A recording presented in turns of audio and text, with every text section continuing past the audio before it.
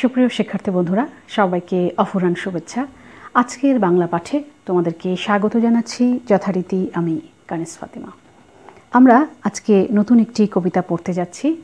কবিতার নাম নুরুল দিনের কথা মনে পড়ে যায়। প্রথমে নামটি একটু লক্ষ্য করবে, নুরুল দিন কিন্তু নয়, এটি অনেক সময় ভুল করো। নুরুল দিন একটি ঐতিহাসিক চরিত্র। কবিতাটি আসলে চেতনা জাগরণমূলক কবিতা। নিশ্চয়ই কবিতাটি তোমাদের ভালো লাগবে। অসাধারণ এই কবিতাটি লিখেছেন সৈয়দ শামসুল হক। তিনি 1935 খ্রিস্টাব্দে 27 ডিসেম্বর কুড়িগ্রামে জন্মগ্রহণ করেন এবং 2016 খ্রিস্টাব্দের 27 সেপ্টেম্বর ঢাকায় মৃত্যুবরণ করেন।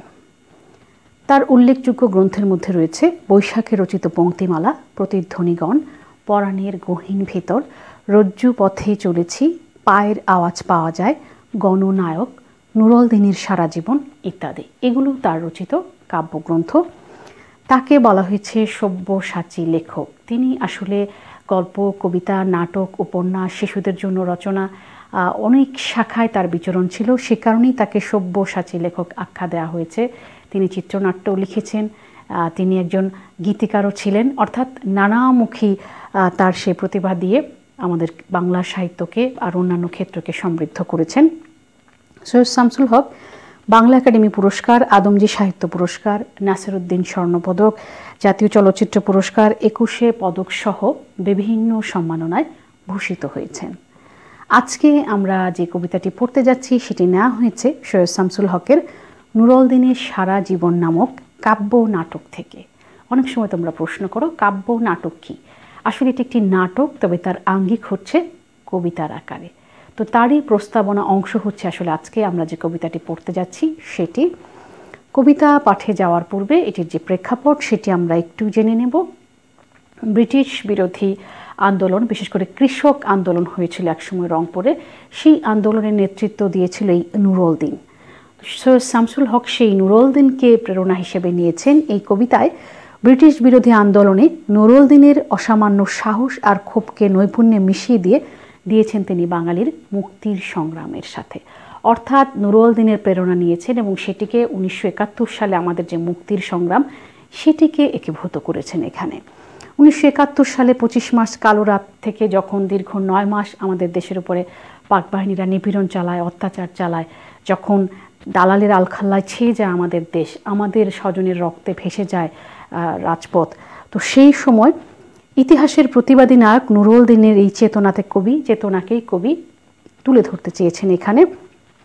নুরুল দিনের ডাকে সেই সময় মানুষ যেভাবে জেগে উঠেছিল, কবি কী করেছেন ঠিক সেইভাবেই যেন তৎকালীন সময়ে বাংলার মানুষ জেগে উঠবে এই প্রত্যাশা রেখেছিলেন। এভাবেই কবির শিল্প ভাবনায় নুরুল দিন ক্রমান্বয়ে এক চিরায়ত প্রতিবাদের প্রতীকে পরিণত হয়েছে। অর্থাৎ নুরুল দিন এখানে প্রতিবাদী চেতনা, যাকে দেখে অন্যরা প্রতিবাদী হয়ে উঠবে, তার সেই সাহস, সেই ক্ষোভ, সেগুলো যেন অন্যদের মধ্যেও সঞ্চারিত হবে।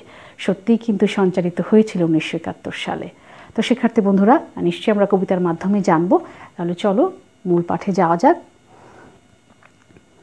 নীলক্ষা আকাশ নীল, হাজার হাজার তারা ওই নীলে অগণিত, আর নিচে গ্রাম, গঞ্জ, হাট, জনপদ, লোকালয় আছে 69,000।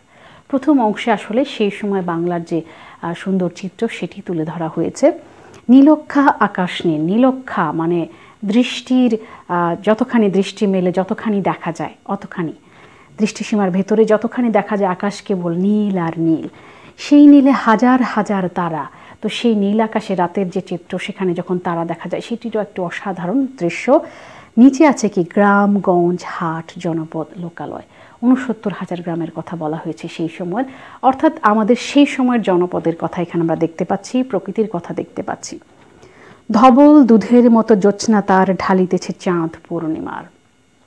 ধবল দুধের মতো জ্যোৎস্না, জ্যোৎস্নার সৌন্দর্যকে ধবল দুধের সাথে তুলনা করা হয়েছে। ধবল মানে সাদা। আসলে এক একজন কবি এক একভাবে দেখেন। কেউ হয়তো বলবেন চাঁদের আলো রূপালী রং, তিনি বলেছেন দুধের মতো, সাদা দুধের মতো সেই জ্যোৎস্নার রং। পূর্ণিমার চাঁদ, সেই সময় যদি পূর্ণিমা আমরা কল্পনা করি, নীল আকাশে পূর্ণিমা চাঁদ তার কী করাচ্ছে, জ্যোৎস্না বিলিয়ে দিচ্ছে, একদম দুধের মতো সাদা সেই জ্যোৎস্না। অসাধারণ যদি আমরা একটু কল্পনা করি সেই দৃশ্যটা, সেই সময়ের কথা লেখক এখানে ফুটিয়ে তুলেছেন। নষ্ট ক্ষেত, নষ্ট মাঠ, নদী নষ্ট, বীজ নষ্ট, বড় নষ্ট যখন সংসার। সেই সময় কি হয়েছে, কখন নষ্ট? যখন ওই রকম সময়ে পাকিস্তানের আমাদের উপরে অত্যাচার করছে, আক্রমণ করছে, নিপীড়ন করছে, তখন বলা হয়েছে নষ্ট ক্ষেত, নষ্ট মাঠ, নদী নষ্ট, বীজ নষ্ট, বড় নষ্ট যখন সংসার। তখন হঠাৎ কেন দেখা দেয় নীলক্ষার নীলে তীব্র শেষ দিয়ে এত বড় চাঁদ। সেই সব কিছু যখন নষ্টদের দখলে চলে গিয়েছে, সেই সময় কেন সেই নীলক্ষায় শীষ দিয়ে এত বড় একটি চাঁদ দেখা যাচ্ছে। এই চাঁদটাকে আমরা আসলে প্রত্যাশা হিসেবে কল্পনা করতে পারি, আশা হিসেবে কল্পনা করতে পারি, এখানে সেটি দেখা দিয়েছে। অতি অকস্মাৎ স্তব্ধতার দেহ ছিঁড়ে কোন ধ্বনি, কোন শব্দ, কিসের প্রপাত। অতি অকস্মাৎ মানে হঠাৎ করে কি হয়েছে, স্তব্ধতার দেহ ছিঁড়ে। স্তব্ধতার তো দেহ হয় না, শরীর হয় না, অর্থাৎ নীরবতা ভেঙে কি হচ্ছে, একটা ধ্বনি শোনা যাচ্ছে, শব্দ শোনা যাচ্ছে। কিসের প্রপাত? জলপ্রপাত যেটি প্রবাহমান, সেটির কথা বলা হচ্ছে। এইরকম শোনা যাচ্ছে, সেটি কি? গোল হয়ে আসুন সকলে, ঘন হয়ে আসুন সকলে। অর্থাৎ গোল হতে বলেছে, ঘন মানে নিবিড় হওয়া, একত্রিত হতে বলেছে। আমার মিনতি আজ স্থির হয়ে বসুন সকলে। মিনতি মানে অনুরোধ, সবাই মিলে স্থির হয়ে বসুন। অতীত হঠাৎ হাতে হানা দেয় মানুষের বন্ধ দরজায়। এটি গুরুত্বপূর্ণ। অতীত কে হানা দেয়? অতীত হানা দেয়। কোথায় হানা দেয়? মানুষের বন্ধ দরজায়। আসলে হানা দেওয়া যদিও আক্রমণ করা অর্থে বোঝায়, এখানে প্রতিভাত হয়। অতীতের স্মৃতি মানুষের বন্ধ দরজায় বলতে মানুষের মনে প্রতিভাত হয়, এখানে আমরা বলতে পারি যে প্রকাশিত হয়। অতীতের যে স্মৃতি, সেই স্মৃতি মানুষের মনে, মানুষের বিবেকে কি করে? প্রকাশিত হয়, প্রতিভাত হয়, সেটি বলা হয়েছে। কোন স্মৃতি সেটি আমরা এখন দেখব। এই তীব্র স্বচ্ছ পূর্ণিমায় নুরুল দিনের কথা মনে পড়ে যায়। এই স্বচ্ছ পূর্ণিমার সময়ে কার কথা মনে পড়ছে? নুরুল দিনের কথা মনে পড়ছে। আসলে যে অতীতের স্মৃতি হানা দিচ্ছে, সেটি আসলে নুরুল দিনের স্মৃতি। সেই যে কৃষক আন্দোলন হয়েছিল, নুরুল দিন প্রতিবাদ করেছিল, সেই স্মৃতি মানুষের মনে জেগে উঠছে। কাল ঘুম যখন বাংলায় তার দীর্ঘ দেহ নিয়ে আবার নুরুল দিন দেখা দেয় মরা আঙিনায়। এটি কাল ঘুম, এটি নিয়ে প্রশ্ন আসতে পারে। মরা আঙিনা, এটি নিয়েও প্রশ্ন হতে পারে। কাল ঘুম যখন বাংলায়, অর্থাৎ বাংলা ঘুমিয়ে আছে, এই যে নিপীড়ন নির্যাতন হচ্ছে, কেউ প্রতিবাদ করছে না, এরকম একটা অবস্থা তখন বাংলার। সেই সময় দীর্ঘ দেহ নিয়ে নুরুল দিন জেগে ওঠে। এই দীর্ঘ দেহ বলতে কিন্তু আসলে অনেক ভুল ব্যাখ্যা আছে এটি নিয়ে। দীর্ঘ দেহ বলতে আমরা এখানে তার বলিষ্ঠ কণ্ঠ, তার যে বলিষ্ঠ প্রতিবাদী চেতনা, সেটি আমরা বলতে পারি। দেখা দেয় মরা আঙিনায়, আঙিনা উঠান। মরা আঙিনা বলতে এখানে মৃত্যু নিথর আঙিনা। পাকিস্তানিরা যে আমাদেরকে অত্যাচার করেছে, মানুষকে হত্যা করেছে, সেই মানুষ, সেই লাশের কারণেই যেন মরা আঙিনা বলা হয়েছে। মরা আঙিনা পুরো বাংলাদেশকে আমরা বলতে পারি এখানে এই অর্থে। তো সেই সময় নুরুল দিনের দেখা পাওয়া যায়। নুরুল দিনের বাড়ি রংপুরে যে ছিল। কোথায় ছিল বাড়ি? রংপুরে। রংপুরে নুরুল দিন একদিন ডাক দিয়েছিল 1189 সনে। তো নুরুল দিনের যে সেই কৃষক আন্দোলন, সেটি 1189 সনে হয়েছিল। সেই সময় নুরুল দিন কত সাংঘাতিক দুঃসাহসে ব্রিটিশদের বিরুদ্ধে কী করেছিলেন? প্রতিবাদের ডাক দিয়েছিলেন। এই 1189 সাল বাংলা, এটি তোমরা খেয়াল করবে। এর সাথে 593 যোগ করলে কিন্তু ইংরেজি সালটা পাওয়া যাবে, সেটিও তোমরা দেখতে পারো, পরীক্ষায় ঘুরিয়েও আসতে পারে। আবার বাংলার বুঝে পড়ে যায় মনে। এরপরে কি মনে পড়বে? বাংলার আসলে এরপরে নুরুল দিনের কথা মনে পড়ছে। যেহেতু অতীতের স্মৃতি মানুষের মনে প্রতিভাত হয়েছে, এই স্মৃতিটি, সেটি বারবার কি করছে? মানুষের হৃদয়ে নাড়া দিচ্ছে। নুরুল দিনের কথা মনে পড়ে যায় যখন শকুন নেমে আসে এই সোনার বাংলায়। নুরুল দিনের কথা মনে পড়ে যায় যখন আমার দেশ ছেয়ে যায় দালালের আলখাল্লায়। যখন শকুন নেমে আসে, শকুন কাদের বলা হয়েছে? পাকিস্তানিদের বলা হয়েছে। শকুন যেমন মাংস খুবলে খুবলে খায়, পাকিস্তানিরাও কী করছিল? আমাদেরকে এইভাবেই অত্যাচার করছিল। সেই প্রসঙ্গে বলা হয়েছে যখন শকুন নেমে আসে তখন আমাদের নুরুল দিনের কথা মনে পড়ে। যখন আমার দেশ দালালের আলখাল্লায় ছেয়ে যায়। আলখাল্লা এক ধরনের ঢিলে ঢালা পোশাক। দালালের আলখাল্লা, দালাল কারা? যারা আসলে এদেশের হয়েও পাকিস্তানিদের সাহায্য করেছে, তাদের কথা আসলে রাজাকার আলবদরদের ভাবতে পারি। তাদের আলখাল্লায় পুরো দেশ ছেয়ে যায়। পোশাকে তো ছেয়ে যায় না, তাদের প্রভাবে যেন ছেয়ে যায়, আমরা এভাবে বুঝব। নুরুল দিনের কথা মনে পড়ে যায় যখন আমার স্বপ্ন লুট হয়ে যায়। নুরুল দিনের কথা মনে পড়ে যায় যখন আমার কণ্ঠ বাজেয়াপ্ত করে নিয়ে যায়। নুরুল দিনের কথা কখন মনে পড়ে? যখন আমার স্বপ্ন লুট হয়ে যায়, আমার একটা সুন্দর দেশের স্বপ্ন ছিল, সেই স্বপ্ন লুট হয়ে যায়। কেন লুট হয়ে যায়? পাকিস্তান সেই সুন্দর স্বপ্নটাকে সফল হতে দিচ্ছে না। নুরুল দিনের কথা মনে পড়ে যায় যখন আমার কণ্ঠ বাজেয়াপ্ত হয়ে যায়। এই কণ্ঠ বাজেয়াপ্ত বলতে বাক স্বাধীনতা, কথা বলার অধিকার, মত প্রকাশের অধিকার, সেগুলো সে সময় বন্ধ করে দেওয়া হয়েছিল।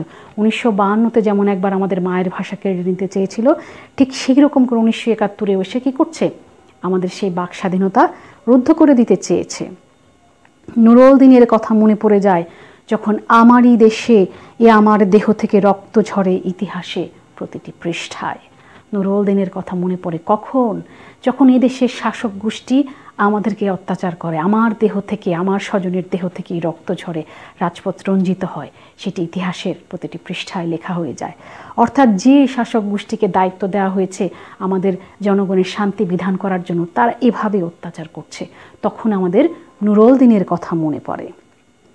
এবং তারপরে কি হচ্ছে? আসুন আসুন তবে আজ এই প্রশস্ত প্রান্তরে, যখন স্মৃতির দুধ জ্যোৎস্নার সাথে ঝরে পড়ে। এই যে সবাইকে একত্র হতে বলা হয়েছে খোলা প্রান্তরে, খোলা ময়দানে, যখন স্মৃতির দুধ, দুই জায়গায় কিন্তু আছে দুধের প্রসঙ্গটা, ধবল দুধ জ্যোৎস্না ঢালে, আর এখানে স্মৃতির দুধ জ্যোৎস্নার সাথে ঝরে পড়ছে। সেই স্মৃতি, প্রতিবাদী স্মৃতি নুরুল দিনের, সেটা ঝরে পড়ছে। যখন এই স্মৃতিটা ঝরে পড়ছে, অর্থাৎ এই স্মৃতিটা ছড়িয়ে পড়ছে মানুষের মধ্যে, তখন কে থাকে ঘুমে, কে থাকে ভেতরে, কে একা নিঃসঙ্গ বসে অশ্রুপাত করে? যখন এই রকম চেতনা, নুরুল দিনের চেতনা মানুষের মনে জাগে, তখন কেউ আর বসে থাকতে পারে না, কেউ ভেতরে থাকতে পারে না, কেউ ঘুমিয়ে থাকতে পারে না, কেউ নিঃসঙ্গে বসে অশ্রুপাত করতে পারে না কাপুরুষের মতো। তাদের ভেতরটা জেগে ওঠে প্রতিবাদী চেতনায়। সমস্ত নদীর অশ্রু অবশেষে ব্রহ্মপুত্রে মেশে।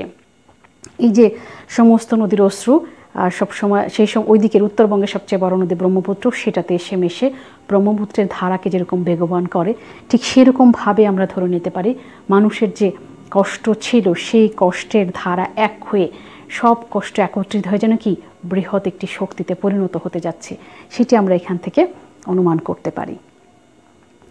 নুরুল দিনের কথাও যেন সারা দেশে পাহাড়ি ঢলের মতো নেমে এসে সমস্ত ভাষায়, অর্থাৎ সেই ব্রহ্মপুত্র যেভাবে বেগবান হয়ে উঠল, মানুষ যেরকম, মানুষের সকল অশ্রু যেন একত্র হয়ে গেল, ঠিক সেইভাবে নুরুল দিনের কথাও সারা দেশে পাহাড়ি ঢলের মতো নেমে এসে সব ভাসিয়ে নেবে।